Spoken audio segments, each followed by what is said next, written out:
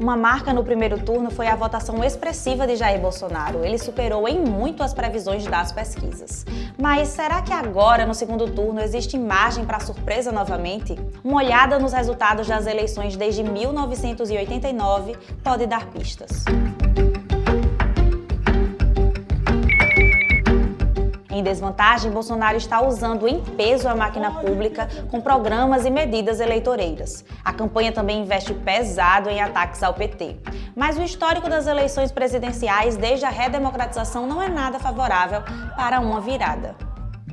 Em 1989, o Brasil voltou a ter eleições presidenciais diretas. Desde então, nunca houve uma virada na corrida ao Planalto entre os dois turnos. Foi assim em todas as 6 disputas presidenciais que tiveram segundo turno até 2018. Em 3 décadas, o próprio PT fracassou 2 vezes em tentar forçar uma virada.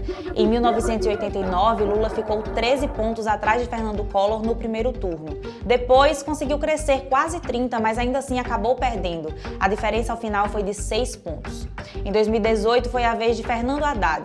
Ele tinha substituído Lula pouco menos de um mês antes do primeiro turno e terminou quase 17 pontos atrás de Bolsonaro na primeira rodada.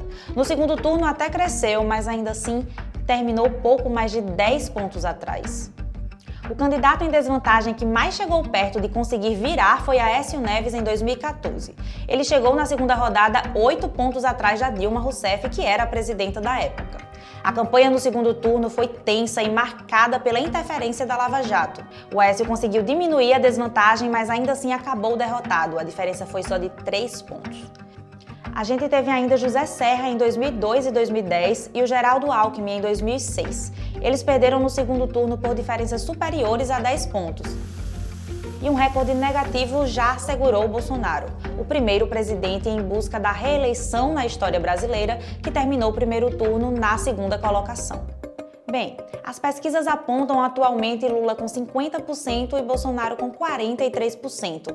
Mas o que isso tudo quer dizer então? Elas estão certas? O resultado do primeiro turno este ano gerou muitas críticas a institutos de pesquisa, por eles não terem apontado com precisão a votação de Bolsonaro.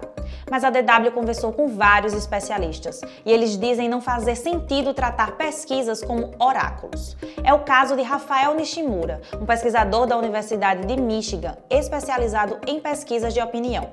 Ele afirmou: não tem como a gente dizer que as pesquisas erram ou acertam o resultado. Elas são um retrato do momento. Ele apontou como algumas possíveis explicações para a diferença dos resultados da pesquisa e do que foi mostrado nas urnas. Um motivo seria que parte do eleitorado pode ter mudado o voto em cima da hora com base nas últimas sondagens. Outro seria o de não comparecimento de 20% do eleitorado, ponto difícil de considerar nos levantamentos. A terceira hipótese é de um viés de não resposta por parte dos eleitores pró-Bolsonaro, que desconfiam dos institutos.